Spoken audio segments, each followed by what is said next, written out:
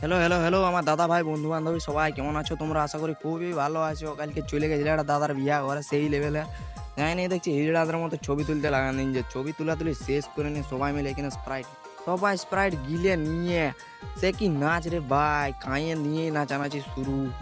এই লেভেলের নাচ পা আমার থামাতেই পারিনি, এত নাচ নাচিছি কালকে রাইতে।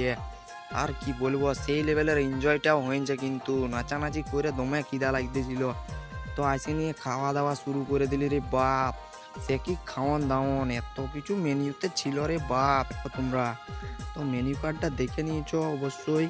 আর খাওয়া দাওয়া একদম শেষের মুখে, খাওয়া দাওয়া করে নিয়ে আইসক্রিমটা নিয়ে দিলি হাতে।